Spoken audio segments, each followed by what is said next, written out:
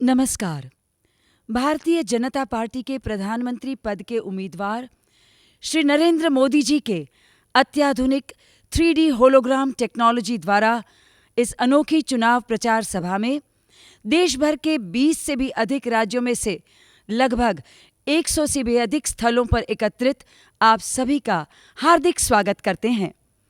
विश्व के लोकतांत्रिक देशों के चुनाव प्रचार इतिहास में पहली बार इस अत्याधुनिक 3D होलोग्राम टेक्नोलॉजी का उपयोग मोदी जी द्वारा किया जा रहा है ताकि वे एक साथ देश भर में अनेक स्थलों पर कई लोगों से जुड़ सकें। टेक्नोलॉजी का ऐसे अद्भुत उपयोग का प्रथम विचार मोदी जी को ही सूझ सकता है।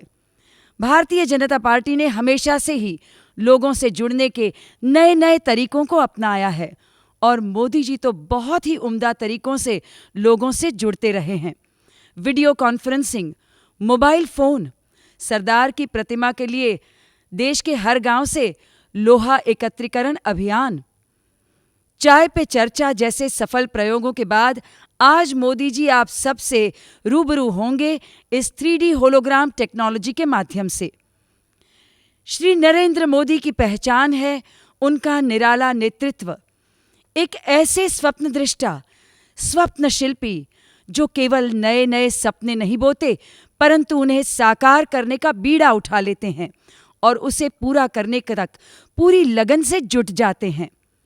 मोदी जी इसी इच्छा शक्ति, मजबूत इरादे, कर्मठता, संकल्प शक्ति, सामर्थ्य, ईमानदारी, पारंपरिक मूल्यों का जतन करते हुए आधुनिक कार्यशैली के कारण ही आज देश विदेश में अनेक भारतीयों के दिल में एक खास जगह बना चुके हैं। मोदी जी ने अपनी कार्यशैली में हमेशा आधुनिक टेक्नोलॉजी के उम्दा उपयोग को प्राधान्य दिया है। पिछले गुजरात चुनाव में भी इस 3D होलोग्राम टेक्नोलॉजी द्वारा जनसंपर्क, जनशिक्षण व प्रचार के प्रयोग से लोगों का स्नेहपूर्ण व उत्साहपूर्ण आवकार प्राप्त किया। इस छोटे पैमाने पर किए गए प्रयोग ने Guinness book of world record में सबसे बड़े कार्यक्रम होने का विश्व विक्रम प्राप्त किया। आज भी आप सबसे सहजता और सरलता से, दिल से जुड़ने की भावना से इसी 3D होलोग्राम टेक्नोलॉजी के माध्यम का उपयोग कर रहे हैं आपके प्रिय नेता, भारतीय जनता पार्टी के प्रधानमंत्री पद के उम्मीदवार श्री नरेंद्र मोदी जी। आज चुनाव प्रचार इतिहास में एक नया अध्याय लिखा जा रहा है। तो आइए, एक भारत श्रेष्ठ भारत के स्वप्नद्रष्टा, भव्य दिव्य भारत के स्वप्न शिल्पी, समृद्धि, विकास, जनसमर्थन, जनविश्वास, सिद्धि और सफलता के पर्याय श्री नरेंद्र मोदी जी की जोरदार तालियों के साथ मंच पर स्वागत करें। सौगंध मुझे इस मिट्टी की, मैं देश नहीं मिटने दूंगा, मैं देश नहीं मिटने दूंगा, मैं देश नहीं झुकने दूंगा।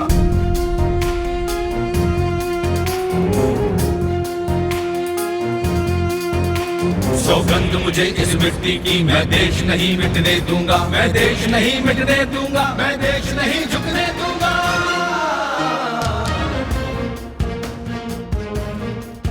मेरी धरती मुझसे पूछ रही कब मेरा कर्ज चुकाओगे, मेरा गंबर मुझसे पूछ रहा कब अपना फर्ज निभाओगे।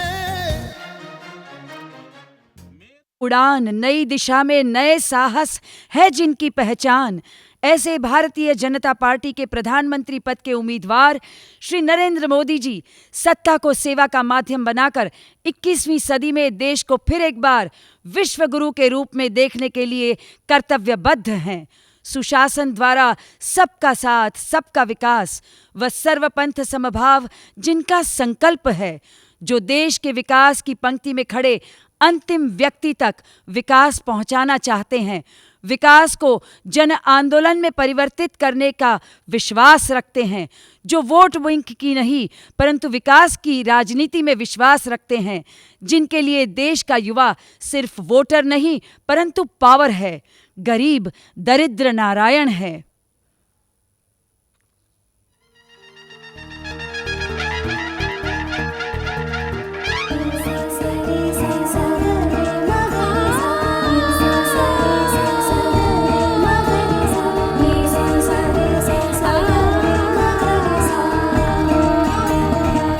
नाम जो आशा का अंकुर उपजाने वाला है,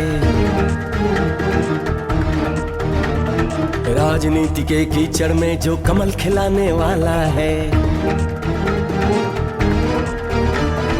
एक नाम जो आशा का अंकुर उपजाने वाला है, राजनीति के कीचड़ में जो कमल खिलाने वाला है, और भारत के आगे पूरा विश्व झुकाने वाला है यकीन के सन 14 में मोदी आने वाला है, मोदी आने वाला है, मोदी आने वाला है।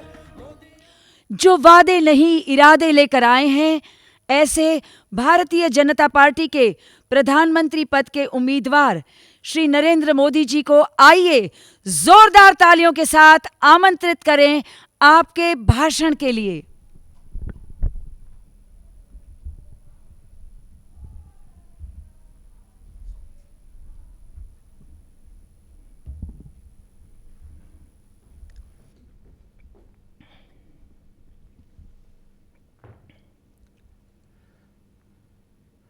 नमस्ते।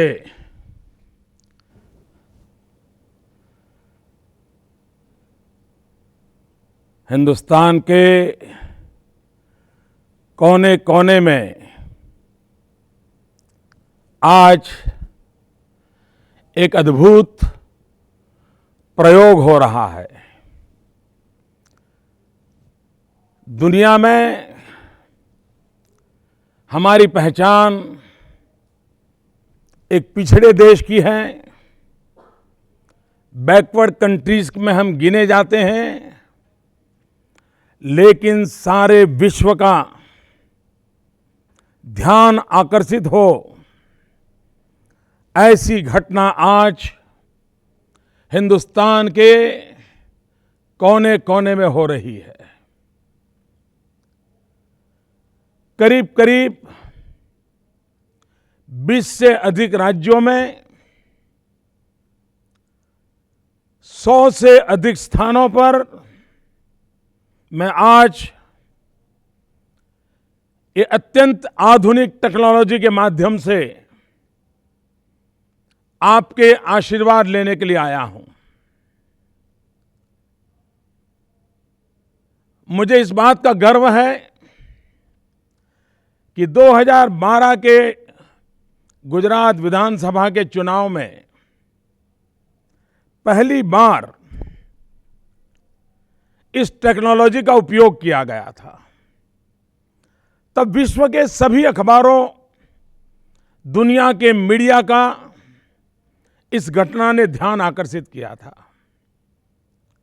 तब ज्यादा से ज्यादा हम 50-52 स्थानों पर पहुंचे थे। एक साथ 53 स्थानों पर लाखों नागरिकों को संबोधन करने का 3D टेक्नोलॉजी के माध्यम से अवसर मिला था। वह अपने आप में Guinness book of world record में दर्ज हुआ था। आज मेरा सौभाग्य है कि करीब करीब 1.5 वर्ष के बाद मेरा ही रिकॉर्ड तोड़ने का मुझे ही सद्भाग्य मिला है। भाइयों बहनों, लोकतंत्र में चुनाव एक महापर्व होता है, चुनाव एक उत्सव होता है, एक लोक शिक्षा का पर्व होता है, और सभी राजनीतिक दलों का, सिविल सोसाइटी का, एनजीओज का, सरकारी व्यवस्थाओं का, सबका दायित्व बनता है कि लोगों को शिक्षित किया जाए। सभी प्रकार के विचार जनता जनार्दन के सामने आने चाहिए और लोगों को अवसर मिलना चाहिए। क्या सच है, क्या झूठ है, क्या जरूरी है, क्या तत्काल जरूरी है, कौन सही करेगा, कौन गलत करेगा, ये लोकतंत्र की सबसे बड़ी आवश्यकता होती है। भाइयों बहनों, मेरे लिए चुनाव एक खुद के प्रशिक्षण का भी पर्व होता है और लोक शिक्षा का अवसर भी होता है। मैं 15 सितंबर से पूरे देश में भ्रमण कर रहा हूं। 350 से भी अधिक स्थान पर जनता जनार्दन को दर्शन का, उनसे बातचीत करने का मुझे अवसर मिला है और मैंने अनुभव किया है कि इस चुनाव में देश की जनता स्थितियों को समझने के लिए, उसके परिप्रेक्ष्य को समझने के लिए बहुत ही उत्सुक है, रिसेप्टिव है। इस चुनाव में सबसे बड़ी बात जो ध्यान में आ रही है वो है हमारे देश का युवा मतदाता, और उसमें भी जो पहली बार मतदान करने जा रहा है। मैं सोशल मीडिया में बहुत एक्टिव हूं। मुझे युवा पीढ़ी के साथ सोशल मीडिया के माध्यम से, ट्विटर के माध्यम से, फेसबुक के माध्यम से, यूट्यूब के माध्यम से उनसे निकट नाता जोड़ने का बहुत बड़ा अवसर मिला है। और कल मैं देख रहा था कि जिन्होंने फर्स्ट टाइम वोट किया उनके जीवन में एक ऐसी अद्भुत घटना थी, जैसे बालक का जन्मदिन हो और कैसा उत्सव उमंग का माहौल होता है। विद्यार्थी के जीवन में ग्रेजुएशन का अवसर हो, कैसा उत्सव उमंग का अवसर होता है, वैसा ही अवसर मैं मेरे देश के नौजवानों में देख रहा था। इतना ही नहीं, मैंने ऐसे सैकड़ों ट्विटर और फेसबुक देखे कि जिसमें नौजवानों ने अपनी उंगली पर लोकतंत्र की प्रतिष्ठा का जो काली शाही का निशाना है, बड़े गौरव के साथ अपनी उंगली बताती हुई तस्वीरें उन्होंने फेसबुक पर रखी है। और जैसे एक ने लिखा है कि मैं मतदान करने गई और जब बाहर निकली तो वहाँ जो अफसर बैठे थे उन्होंने कहा कि आपने मतदान किया, आपका बहुत आभार, आपने भारत के लिए मतदान किया है, मैं आपका अभिनंदन करता हूँ। ये शब्द उस पहली बार मत देने वाले नौजवान को, उस बच्ची को इतना छू गया और बड़े इमोशनल होकर के उसने कल अपने ट्विटर फेसबुक पर लिखा है। ऐसी तो मैंने बहुत घटनाएं देखी। कुछ लोगों ने बुजुर्गों को मतदान मथक पर ले गए, उसका जिक्र किया है, फोटो शेयर की है। आप देखिए, इस बार हम देख रहे हैं कि जैसे चुनाव में नई पीढ़ी जुड़ी है, वैसे इस चुनाव में हिंदुस्तान का यंग डिजिटल इंडिया भी जुड़ा है। ये यंग डिजिटल इंडिया के जुड़ने के कारण गतिविधियां बहुत तेज हुई है, बातें बहुत शार्प हुई है, और इसलिए भाइयों बहनों, एक उत्तम प्रकार का काम। और कल जो मतदान हुआ है, भाइयों बहनों, मैं भाजपा से हूं इसलिए बोल रहा हूं, ऐसा नहीं। इस चुनाव में मैं अभियान कर रहा हूं, प्रचार कर रहा हूं, इसलिए मैं बोलता नहीं हूं। मैं पॉलिटिकल साइंस का स्टूडेंट भी रहा हूं। जनता की नब्ज पहचानने का इतने सालों में मेरा भी अनुभव बना है, और मैं कह सकता हूं कि तीसरे चरण का कल का जो मतदान था, इतनी भयंकर गर्मी में और राजनेताओं के प्रति समाज में जो अविश्वास पैदा हुआ है, भरोसा जो टूटा है, सरकार ने ये खाई पैदा करने में बहुत बड़ी भूमिका अदा की है। कभी भी माफ न करें, ऐसी दिल्ली सरकार का रवैया रहा है 10 साल का। इन सारे नेगेटिव कारणों के बावजूद भी देश का नौजवान मतदान करने के लिए, देश के बुजुर्ग मतदान करने के लिए, माताएं बहनें मतदान करने के लिए धूप में, ताप में, गर्मी में लंबी लंबी कतारें लेकर के खड़े हो गए। भूतकाल में जो मतदान होता था, कहीं 15% ज्यादा, कहीं 12% ज्यादा, कहीं 20% ज्यादा, ये लोकतंत्र के लिए एक अच्छी निशानी है।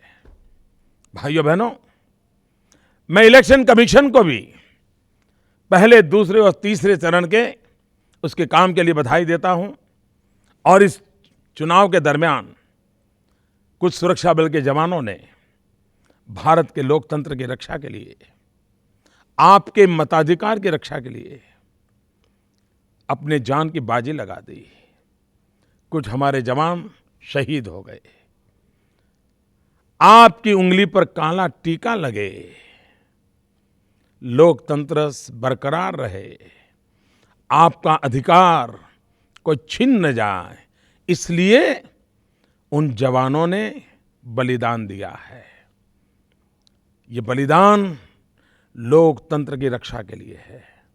मैं उन शहीद जवानों को नमन करता हूं, उनको प्रणाम करता हूं, और मैं इनकी शहादत के समय उनको विश्वास दिलाता हूं कि आपका रक्त भारत के लोकतंत्र में सदा सर्वदा एक नई प्रेरणा देता रहेगा, ऊर्जा देता रहेगा, और विश्व का सबसे बड़ा लोकतांत्रिक देश लोकतंत्र के प्रति अपनी प्रतिबद्धता और अधिक बढ़ाता जाएगा।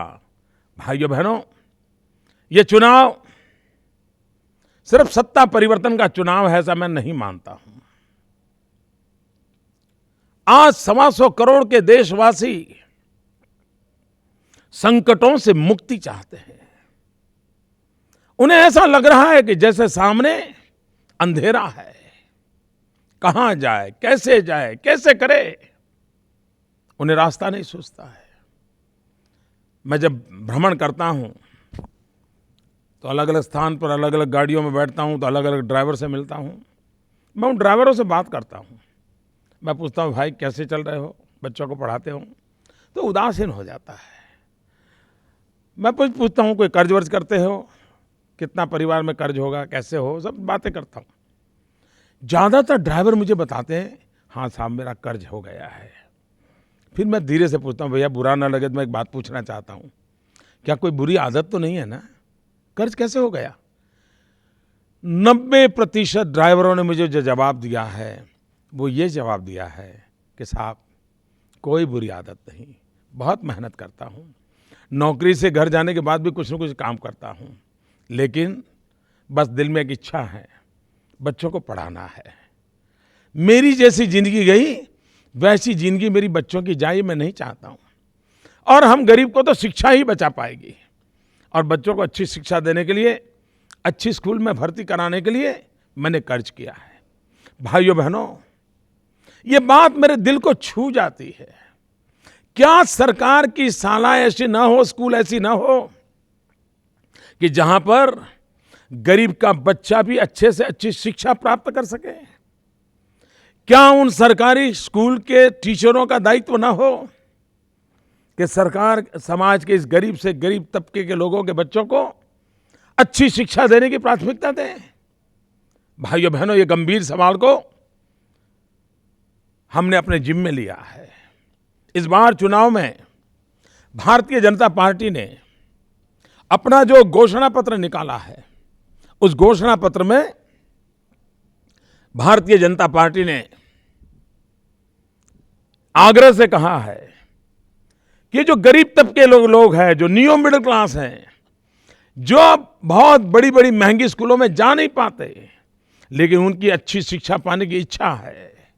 भाइयों बहनों, हम चाहते हैं कि अब क्वालिटेटिव एजुकेशन के लिए, गुणात्मक परिवर्तन के लिए हम सबका ध्यान केंद्रित होना चाहिए।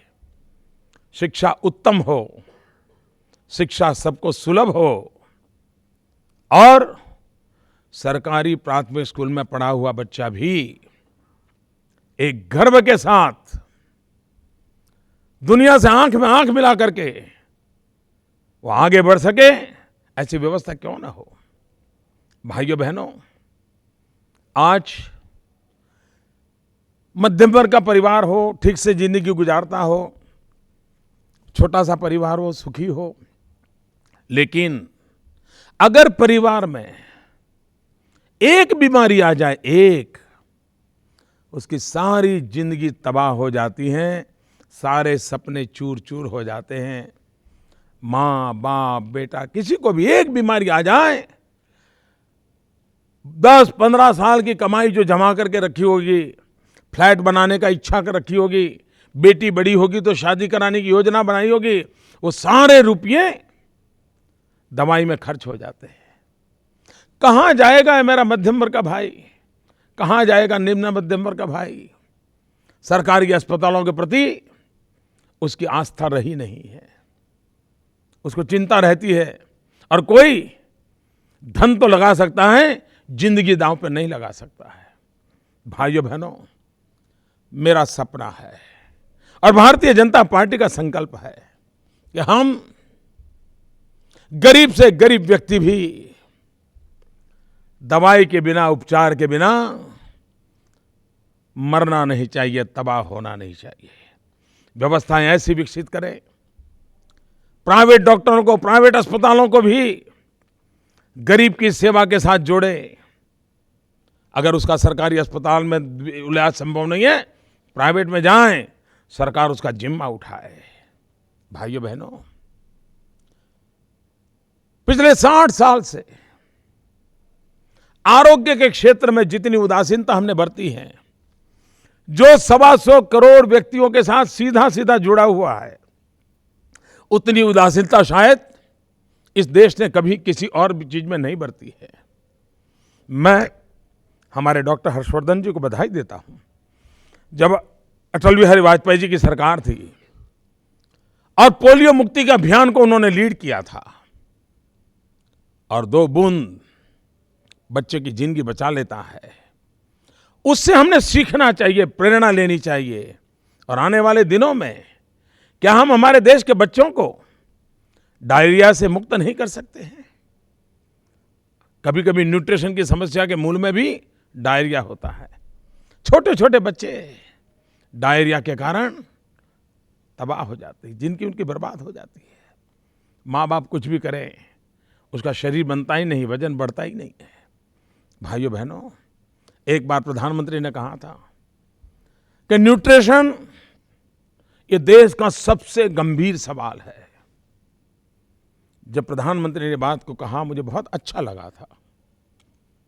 और बाद में प्रधानमंत्री जी की अध्यक्षता में कमेटी बनी। मुझे आज दुख के साथ कहना है मेरे देशवासियों, न्यूट्रिशन एक गंभीर समस्या है, कोई राज्य उससे अछूता नहीं है। गुजरात शायद ऐसे जैसे राज्य ने इंप्रूवमेंट शायद ज़्यादा अच्छा किया हो, लेकिन संकट नहीं है ऐसा मैं नहीं कह सकता हूं। तब जाकर के मन में होता है, क्या हम इसका उपाय नहीं खोज पाएंगे? क्या राजनीतिक छींटाकशी करते रहेंगे? आप ये करते हैं, उस राज्य में ऐसा है, इस राज्य में ऐसा है। नहीं भाइयों बहनों, बहुत हो चुकी राजनीति। बच्चों की जिंदगी पर हम राजनीति न करें। लेकिन आज मुझे दुख के साथ कहना है, प्रधानमंत्री ने मुश्किल से एक मीटिंग बुलाई, इतना ही नहीं, बाद में ये काम भी उन्होंने अपने हाथ पर से छोड़ करके प्लानिंग कमीशन को दे दिया। अगर यही चलता रहेगा तो हमारे बच्चों के भविष्य का क्या होगा? भाइयों बहनों, मेरा सपना है हमारे बालकों में जो कुपोषण की समस्या है, बहुत ही वैज्ञानिक तरीके से विश्व में जिसकी भी मदद लेनी पड़े लेकर के, जिस किसी का मार्गदर्शन लेना पड़े लेकर के, हम इस काम को करना चाहते हैं। एक मिशन मोड पे करना चाहते हैं। भाइयों बहनों, आज किसी बोरवेल में एक बच्चा गिर जाए तो सारा देश टीवी के सामने बैठ जाता है और सारे हिंदुस्तान के टीवी चैनल वहां पहुंच जाते हैं। मिलिट्री आती है, बोरवेल में से बच्चा, उसकी रनिंग कमेंट्री चलती है। बोरवेल में गिरा हुआ बच्चा हिल रहा है, सांस ले रहा है, पानी पहुंचाया नीचे, पानी ले रहा है, रनिंग कमेंट्री 24-24, 36-36 घंटे तक चलती है, खुदाई चलती है, बच्चे को बाहर निकलने की कोशिश होती है। सारा देश टीवी के पर्दे के सामने सांस ऊपर करके बैठा होता है। भाइयों बहनों, एक बच्चा ट्यूबवेल में संकट में आया हो या मर जाए, देश की आंख में से आंसू टपक जाता है। लेकिन हमें मालूम है, हमारे यहां माता मृत्यु दर, शिशु मृत्यु दर कितना ऊंचा है देश में। क्या 21वीं सदी में भी प्रसूति में ही बच्चा भी मर जाए, मां भी मर जाए? क्या इन मां बच्चों को नहीं बचाना चाहिए? क्या इनकी जिंदगी की चिंता नहीं होनी चाहिए? भाइयों बहनों, रोज कितने बच्चे मर रहे हैं। जन्म के तुरंत बाद मरने वाले बच्चे, जन्म के बाद 1 हफ्ते में मरने वाले, 2 हफ्ते में मरने वाले, 4 हफ्ते में मरने वाले, न जाने भारत का भविष्य को कितना बड़ा संकट आ जाता है। कभी कभी माँ और बेटा दोनों मरते हैं, कभी कभी बच्चा बच जाता है, माँ मर जाती है। जिसने कितने सपने देख करके शादी की है और 25-27 साल की उम्र में बीवी मर जाए, उस परिवार का क्या होता होगा, दोनों परिवार का हाल क्या होता होगा। भाइयों बहनों, ये ऐसा संकट नहीं है कि जिसके रास्ते ना हो। मैं गुजरात अनुभव से कहता हूं, हमने एक चिरंजीव स्कीम बनाई इंस्टीट्यूशनल डिलीवरी बढ़ाने के लिए। गरीब से गरीब मां पण अगर प्रसूता है, प्रेग्नेंट है, तो उसको अच्छे से अच्छी सारवार मिले, पब्लिक प्राइवेट पार्टनरशिप का मॉडल बनाया। और आज मेरे गुजरात में 7-8 साल पहले मुश्किल से 40-45 प्रसूति अस्पताल में या तो किसी योग्य व्यक्ति की निगरानी में होती थी। आज वो आंकड़ा हमने 98 तक पहुंचा दिया है। माताओं की जिंदगी बच रही है, गरीब माता बच रही हैं, गरीब बच्चे बच रहे हैं। कहने का मेरा तात्पर्य यह है कि हमें हमारे देश के आरोग्य क्षेत्र को प्राथमिकता देनी होगी। देश में अच्छे अस्पतालों की जरूरत है। भारतीय जनता पार्टी अपने चुनावी घोषणा पत्र में हिंदुस्तान के हर राज्य में एम्स जैसे अस्पताल बनाने का सपना संजोया है और हम इसको बना के रहेंगे। भाइयों बहनों, आज जितनी मात्रा में जनसंख्या बढ़ रही है, जितनी मात्रा में बीमारियां बढ़ रही है, उतनी मात्रा में डॉक्टरों की संख्या नहीं बढ़ रही है। मेडिकल कॉलेजेस की जरूरत है। क्यों न हिंदुस्तान के हर डिस्ट्रिक्ट में हम एक मेडिकल कॉलेज न बनाएं। भाइयों बहनों, जितनी बड़ी मात्रा में मेडिकल कॉलेजेस बनाएंगे, डॉक्टरों को हम तैयार करेंगे, हेल्थ सेक्टर में लड़ाई लड़ने में हमें काम आएगा। भाइयों बहनों, जितना हेल्थ केयर की आवश्यकता है, उतनी ही प्रिवेंटिव हेल्थ केयर की आवश्यकता है। हमें बीमारी को एड्रेस करना है कि आरोग्य को एड्रेस करना है, हमें पैराडिम शिफ्ट करना पड़ेगा। भाइयों बहनों, शिक्षा में जैसे मूलभूत सुविधाओं की आवश्यकता है, वैसे स्वास्थ्य में ही उतनी ही बारीकी से काम करने की जरूरत है। भाइयों बहनों, आरोग्य की जब बात करते हैं तो स्वच्छता एक बहुत बड़ी महत्वपूर्ण बात होती है। हम जिस महात्मा गांधी का नाम बार बार लेते हैं, क्या कभी हमने महात्मा गांधी के दिल को छूने वाली, महात्मा गांधी जिसे सबसे ज्यादा पसंद करते थे, उसकी और कभी ध्यान केंद्रित किया? मैंने जितना गांधी को जाना है, समझा है, पढ़ा है, पूज्य बापू के दिल में सफाई, स्वच्छता, ये उनकी प्राथमिकता होती थी। आज भी कोई वर्धा के आश्रम में चला जाए, साबरमती के आश्रम में चला जाए, तो बापू की जो स्वाभाविक प्रकृति थी, उसके दर्शन होते हैं। क्या हम हिंदुस्तान में स्वच्छता और सफाई के ऊपर ध्यान नहीं दे सकते हैं? भाइयों बहनों, मेरा सपना है 5 साल के बाद महात्मा गांधी, उनकी 150वीं जन्म जयंती आएगी। जब महात्मा गांधी की 150वीं जन्म जयंती हमें मनानी है, तो हम कैसी मनाएं? क्या देश को स्वच्छ बनाने का सपना लेकर के नहीं बना सकते हैं? बना सकते हैं। आज हमारे बड़े बड़े शहर, भारत सरकार की कई योजनाएं चल रही हैं, राज्यों की चल रही है। मैंने एक बार प्रधानमंत्री से कहा था कि प्रधानमंत्री जी, हमने शहरों के विकास को एक नए रूप से सोचने की आवश्यकता है। तो प्रधानमंत्री जी ने कहा, बताइए मोदी जी, आपका क्या कहना है? वैसे मेरी बात वो सुनते तो बड़े प्यार से हैं, सुनी भी। मैंने कहा, प्रधानमंत्री जी, ये फ्लाईओवर बनाना, ये मेट्रो ट्रेन बनाना समय की मांग है, करना ही पड़ेगा। लेकिन साथ साथ दो चीजों पर हम बल कैसे दें? Solid waste management and waste water treatment. क्या ना हम हिंदुस्तान के 500 शहरों को चुनें और आधुनिक से आधुनिक दुनिया की टेक्नोलॉजी लाएं और solid waste management, waste water treatment पर बल दें। और आज तो ये जो कचरा है ना, कचरे में से भी सोना पकता है। आज कचरा, कूड़ा कचरा फेंक देना नहीं पड़ता है, उसमें से भी वैल्यू एडिशन हो सकता है। और मैंने कहा, जो वेस्ट वाटर ट्रीटमेंट करेंगे, शहर के अगल बगल के गांव होते हैं जहां ज्यादातर सब्जी की खेती होती है, जो सब्जी शहर में आती है। हमने कहा, ये वेस्ट वाटर ट्रीटमेंट करके वो पानी अगल बगल के गांवों के किसानों को दिया जाए ताकि सब्जी पैदा हो। बहुत बड़ी मात्रा में सब्जी शहर में आएगी। सब्जी ज़्यादा आएगी तो लोगों को कम दाम में मिलेगी।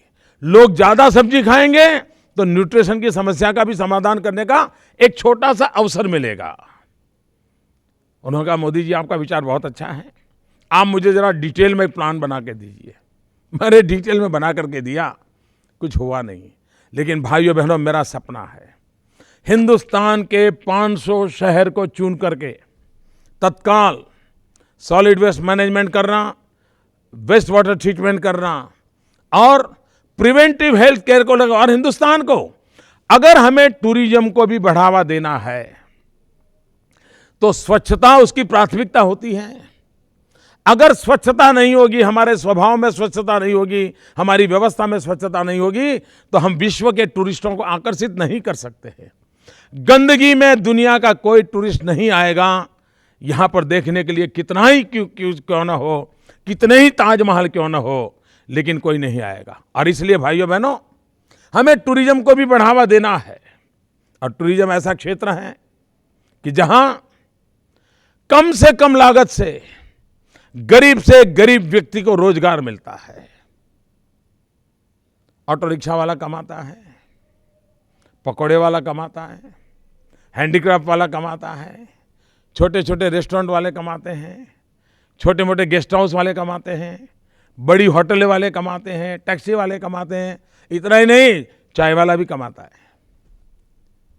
और इसलिए भाइयों बहनों, आज दुनिया में $3 ट्रिलियन का चाय टूरिज्म का बिजनेस है। उस बिजनेस को हिंदुस्तान ने कैप्चर करना चाहिए। भाइयों बहनों, नौजवान अब बेरोजगार रहेगा तो देश के लिए संकट होगा। हमारा सौभाग्य है कि हमारे पास 3D है। आज मैं ये 3D टेक्नोलॉजी से आपसे बात कर रहा हूं, लेकिन देश के पास ताकतवर 3D भी है। एक D है डेमोग्राफिक डिविडेंड, दूसरा D है डेमोक्रेसी, तीसरा D है डिमांड। इतनी डिमांड हो, ऐसी डेमोक्रेसी हो और इतना बड़ा यूथ पावर हो, ये दुनिया में किसी के नसीब नहीं है। भाइयों बहनों, हमें उस बात पर ध्यान केंद्रित करना है। हमारा सपना है हिंदुस्तान को डिजिटल इंडिया बनाना, आधुनिक टेक्नोलॉजी का उपयोग गांव गांव घर पहुंचाना और विज्ञान और टेक्नोलॉजी की मदद से हिंदुस्तान को एक नई ताकत देना, नए उमंग और उत्साह के साथ देना। भाइयों बहनों, अब दिल्ली से हम निराश हो चुके हैं, दिल्ली सरकार से निराश हो चुके हैं, मां बेटे के साम्राज्य से निराश हो चुके हैं। मैं हैरान हूं, इस पूरे चुनाव में बड़ा अध्ययन करता हूं, दिल्ली सरकार के जितने भी प्रवक्ता हैं, कांग्रेस पार्टी के जितने प्रवक्ता हैं, कांग्रेस पार्टी के जो नेता हैं, उनके सुपुत्र हैं, उन्होंने 10 साल में क्या किया देश को बताने के लिए तैयार नहीं है, हिसाब देने के लिए तैयार नहीं है। भविष्य में देश के लिए क्या करने वाले हैं कहने को तैयार नहीं। अरे कोई तो जवाब दोगा। आपने कहा था 10 करोड़ नौजवानों को रोजगार देंगे, 1.5 करोड़ से ज्यादा लोगों को रोजगार नहीं दे पाए हो। आप जवाब तो देने को तैयार भी नहीं हो। क्या लोकतंत्र में कांग्रेस के मित्रों की जिम्मेवारी नहीं है? और देश की जनता जवाब मांगे तो हम पे कीचड़ उछालते रहते हो, गंद फैलाते रहते हो। मेरे कांग्रेस के मित्रों, कान खोल करके सुन लो, आप जितना कीचड़ उछालोगे कमल उतना ही ज्यादा खिलने वाला है। आपकी हरकतें हिंदुस्तान के युवा मन को विचलित नहीं कर सकते, हिंदुस्तान के भविष्य की चिंता करने वाली पीढ़ी को विचलित नहीं कर सकती। पराजय आपके सामने है और मैं देख रहा हूं ये तीसरे चरण के मतदान के बाद आपके हौसले पस्त हो गए हैं। अब आप मुद्दों से भटक गए हैं। आपको कुछ सूझता नहीं है क्या करना है, क्या करना, कैसे करना, आपको समझ नहीं आ रहा है। और इसलिए भाइयों बहनों, देश कांग्रेस से निराश हो चुका है। मैं देशवासियों को कहता हूं, 60 साल बिगड़ चुके हैं, बर्बाद हो चुके हैं। कितनी आशा, श्रद्धा, विश्वास के साथ इतने सारे वोट दिए हमने, इतनी सारी शक्ति दी। अरे पंडित नेहरू से भी ज्यादा राजीव गांधी को ताकत दी थी। क्या मिला हमें? जितनी ताकत उतनी बढ़ती है उनकी, उतना भ्रष्टाचार बढ़ता है। जितना ज्यादा उनको शासन का अवसर मिलता है, उतनी ही ज्यादा बुराइयां बढ़ती हैं। ऐसा तो मैं सोच नहीं सकता हूं भाई। अगर आपको ताकत मिलती है तो ताकत का उपयोग अच्छाइयों को लाने के लिए होना चाहिए। लेकिन जब जब कांग्रेस को सर्वाधिक ताकत मिली है, कांग्रेस ज्यादा बिगड़ी है। भाइयों बहनों, देश का भी भला इसमें है कि कांग्रेस सुधरे, लेकिन सजा नहीं होगी तब तक नहीं सुधरेगी। लोकतंत्र में कांग्रेस का सुधरना भी जरूरी है, वरना इतनी बड़ी संस्था अगर इतनी गंद फैलाती रहेगी तो देश से गंद कभी हटेगी नहीं। और इसलिए भी भाइयों, कांग्रेस की झूठी बातें, कांग्रेस के झूठे वादे, कांग्रेस के पिछले 60 साल के कारनामे अब देश ज्यादा सहन करने को तैयार नहीं है। मेरे भाइयों बहनों, मैं आज आपसे प्रार्थना करने आया हूं और मैं कहता हूं, हवा का रुख मुझे समझ आ रहा है। अब दिल्ली में ये सरकार के लंबे दिन नहीं है। 16 मई के बाद स्थितियां बदल जाएगी। एक नया विश्वास, नई आशा, नया भरोसा। और ये जो अधिक मतदान हुआ है ना, ये अधिक मतदान आशा का मतदान है, होप का मतदान है। ये अधिक मतदान भरोसे का मतदान है। ये अधिक मतदान आज के शासकों को सजा देने के लिए मतदान है। भाइयों बहनों, पूरे विश्व को भारत के लोकतंत्र की चर्चा करने के लिए मजबूर होना पड़ेगा। और भाइयों बहनों, मैं मानता हूं इस चुनाव में, पानी देना भैया, इस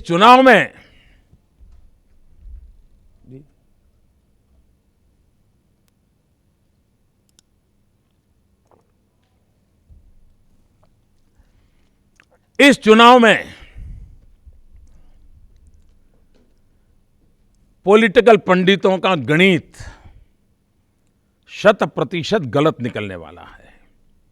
क्योंकि पॉलिटिकल पंडित इस चुनाव में अरिथमेटिक के हिसाब से चलते हैं कि भाई उस राज्य में इतने परसेंटेज होता है, इतनी सीट मिलती हैं। पहले 3 थी तो अभी 5 मिलेगी, पहले 40 थी तो अब 45 मिलेगी। ये अरिथमेटिक, ये अंकगणित सिर्फ उसके माध्यम से इस चुनाव में कोई अनुमान नहीं लगाया जा सकता। अरिथमेटिक 1 + 1 2 करता है, एक को जोड़ करके 1 2 होता है, लेकिन ये चुनाव अंक गणित का नहीं है, ये चुनाव अरिथमेटिक का नहीं है। ये चुनाव तो 125 करोड़ देशवासियों की मन की केमिस्ट्री का चुनाव है। 125 करोड़ देशवासियों के सपनों की केमिस्ट्री का चुनाव है। 125 करोड़ देशवासियों के अरमानों की केमिस्ट्री का चुनाव है। सुरक्षा चाहने वाले जन जन के मन का चुनाव है। मां बहनों की इज्जत आबरू चाहने वाले हर नर नारी का चुनाव है। और इसलिए अरिथमेटिक काम नहीं करेगा, केमिस्ट्री काम करने वाली है। इसलिए 1 + 1 भले 2 होता है, लेकिन एक के बगल में 1 11 हो जाता है। उसी प्रकार से इस बार चुनाव के नतीजे आने वाले हैं। और कल के चरण के चुनाव के बाद, नौजवानों का जोम और जुस्सा देखने के बाद, लोकतंत्र के प्रति अपार श्रद्धा बढ़ने के बाद, अब देश का भविष्य तय हो चुका है।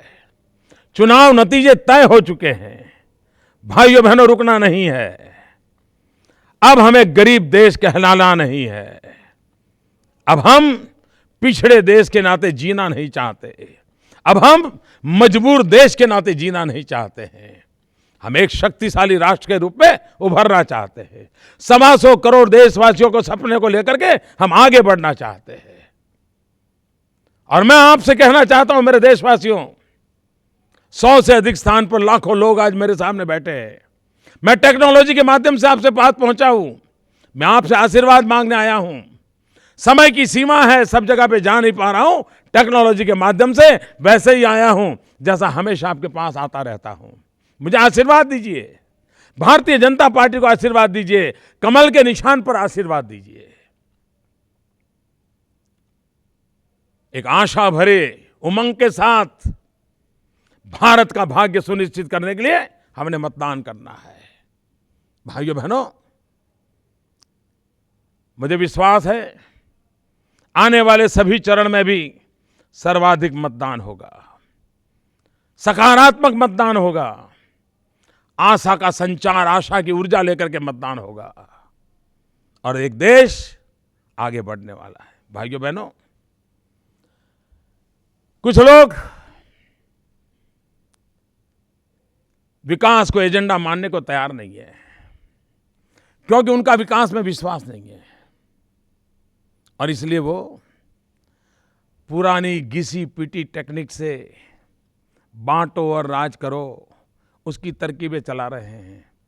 जातिवाद का जहर घोलने के लिए पिछले 3 महीनों में इतनी कोशिशें हुई है, लेकिन मेरे देश के नौजवानों ने इस बार ऐसे खेल खेलने वालों को सफल नहीं होने दिया।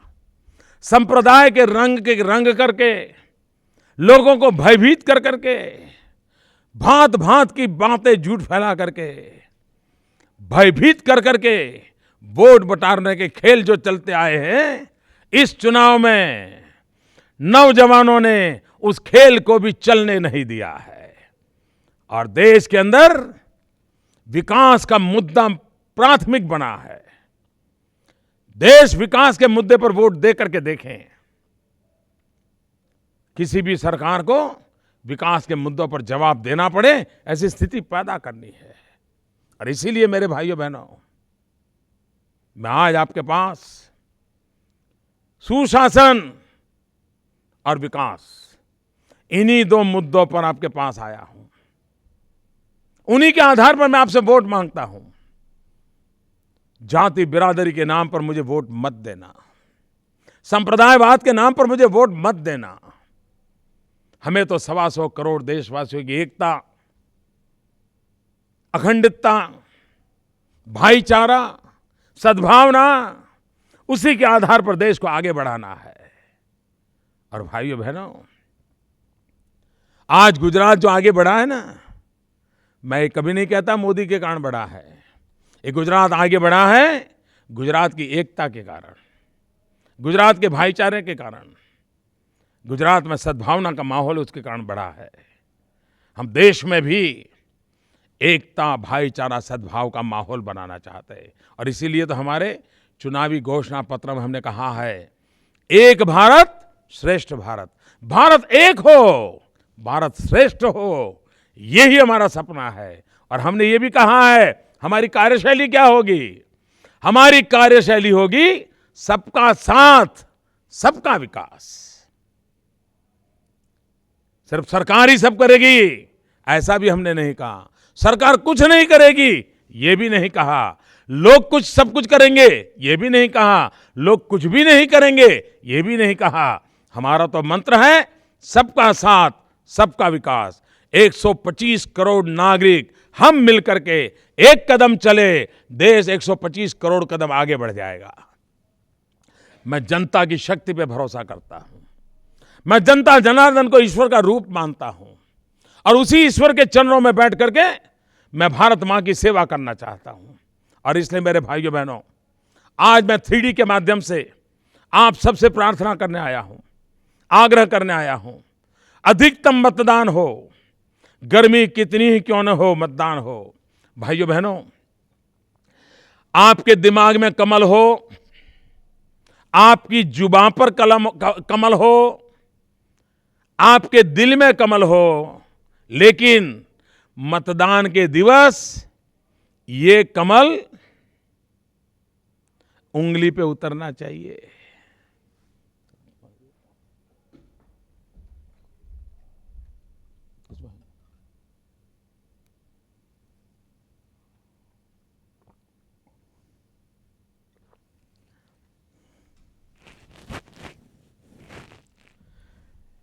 इसलिए मेरे भाइयों बहनों, मतदान के दिवस आपके दिमाग में जो कमल है, आपकी जुबान पर जो कमल है, आपके दिल में जो कमल है, ये कमल उंगली पर पोलिंग बूथ में ईवीएम मशीन पे उतरना चाहिए। तब जाकर के पूरे हिंदुस्तान में कमल खिलेगा। और भाइयों बहनों, दिल्ली में अब बनाने के लिए सरकार नहीं बनानी है, कुछ करने के लिए सरकार बनानी है। अब दिल्ली में एक मजबूत सरकार की जरूरत है। 300 से अधिक साथियों के साथ सरकार बनानी है। और सरकार जितनी मजबूत होगी, देश उतना ही मजबूत होगा। सरकार जितनी मजबूत होगी, उसके कदम भी उतने ही मजबूत होंगे। सरकार जितनी मजबूत होगी, उतने ही परिणाम उपकारक होंगे। और इसलिए भाइयों बहनों, मजबूत सरकार बने का सपना ले। अब ज्यादा प्रयोग न करें भाइयों, ये दिल्ली वालों को तो जाना तय है, ये बच नहीं सकते। तो जो आने वाले हैं उनको मजबूती के साथ लाओ ना, सीधी सादी समझ की बात है ये, जरा मजबूती के साथ लाओ। भाइयों बहनों, कांग्रेस के मित्र आजकल आइडियोलॉजी की चर्चा करते हैं।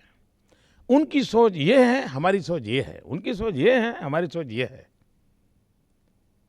अरे मेहरबान, आपकी सोच क्या है मैं समझाऊं। आपने तो कहा था भारत हमारे लिए मधुमक्खी का छत्ता है, और तब जाकर के मैंने आपको ललकारा था और आपको मैंने कहा था आपके लिए भारत मधुमक्खी का छत्ता होगा, हमारे लिए भारत हमारी मां है, यह हमारी मां है। आपके लिए ये देश, ये धरा, ये भूमि, ये जमीन सिर्फ आपके लिए वो मात्र भूमि है, हमारे लिए वो मातृभूमि है, मातृभूमि। आप में और हमारे में ये फर्क है। आपके लिए मातृभूमि, हमारे लिए मातृभूमि, ये फर्क है। और देश आते समय में इस फर्क को बराबर पहचानने वाला है। भाइयों बहनों, आज मैं इस विशाल जनसागर को, लाखों लोगों को टेक्नोलॉजी के माध्यम से मिल रहा हूँ। ये 3D टेक्नोलॉजी, इसका इतना बड़ा उपयोग विश्व में कहीं नहीं हुआ है। एक पिछड़े देश में हो रहा है। ये हिंदुस्तान के नौजवानों का कर्तव्य है। IT प्रोफेशन में हमारे देश के नौजवानों ने बहुत कमाल की है। ये उन्हीं का तजुर्बा है कि आज मैं लाखों लोगों के सामने आपके पास खड़ा हूँ। भाइयों बहनों, आज मेरा अंतिम कार्यक्रम नहीं, यह तो पहला है। मुझे पहले एक बार 7 तारीख को करना था, लेकिन टेक्नोलॉजिकल फॉल्ट आया, मैं नहीं कर पाया। मैंने उस दिन भी क्षमा मांगी थी। आज भी उन स्थानों पर जहाँ नहीं पाया मैं क्षमा मांगता हूँ। लेकिन मैं आने वाले चुनाव के हर तबके में, हर 2-4 दिन के बाद इसी प्रकार से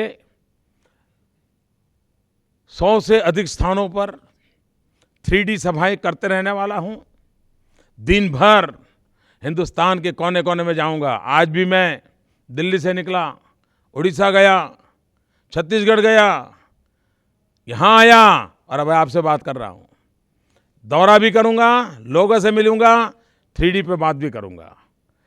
मैं देख रहा हूँ मेरे सामने स्क्रीन पर, मैं आप सबको देख रहा हूँ। इतनी बड़ी भीड़ 3D सभा में मुझे नज़र आ रही है। मुझे आपके तालियों के गड़गड़ाहट सुनाई दे रही हैं। मुझे आपका उमंग और उत्साह दिखाई दे रहा है। टेक्नोलॉजी की ताकत क्या है, ये मैं और आपके बीच ये जो नाता बना है उससे दिखाई देती है। और इसीलिए तो मैं कहता हूँ, हो सके उतना जल्दी हमें डिजिटल इंडिया का भी सपना पूरा करना है। भाइयों बहनों, आज मैं ज़्यादा समय नहीं लेता हूँ। आपके साथ बात करने का मौका मिला, टेक्नोलॉजी के माध्यम से मिला है।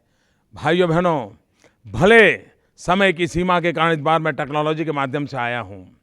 आज भले ही मैं मंच पर आपको दिख रहा हूँ, लेकिन आप विश्वास कीजिए, मैं आपके दिलों में बैठा हूँ, मैं आपके बीच में बैठा हूँ, आप ही के लिए बैठा हूँ और आप ही के सहारे बैठा हूँ। मुझे विश्वास है हम सब मिल करके भारत का भाग्य बदलेंगे। भारत का भव्य भूतकाल था, भारत का भव्य भविष्य भी बनेगा। हमारे नौजवानों में सामर्थ्य है, बस उनको अवसर देना है। और आप देखिए, देखते ही देखते देश बदल जाएगा, दुनिया का नज़ारा बदल जाएगा। इसी सपने के साथ आगे बढ़ना है। मेरे साथ पूरी ताकत से दोनों हाथ ऊपर करके आपको भारत माता की जय बोलनी है। दोनों हाथ ऊपर करके सबके सबको मैं सुनना चाहता हूं और मैं यहां से देखना चाहता हूं। मेरे सामने स्क्रीन पर हिंदुस्तान के सभी कोने के कार्यक्रम मैं देख रहा हूं और इसलिए मैं आपसे एक साथ देश में भारत मां की जय बुलाना चाहता हूं। भारत माता की।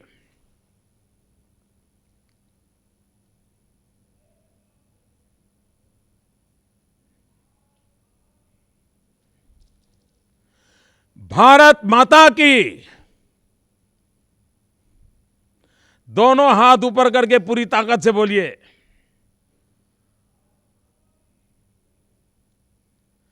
भारत माता की। बहुत बहुत धन्यवाद। कमल निशान पर बटन दबाना याद रखिए। बहुत बहुत धन्यवाद।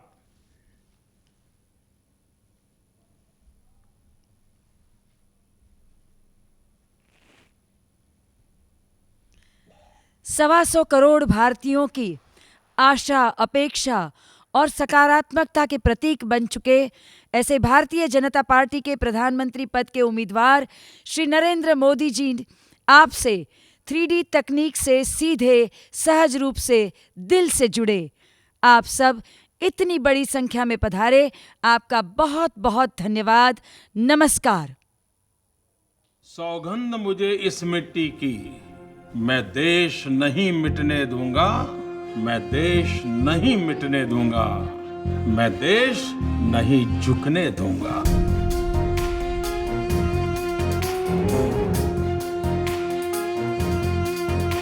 सौगंध मुझे इस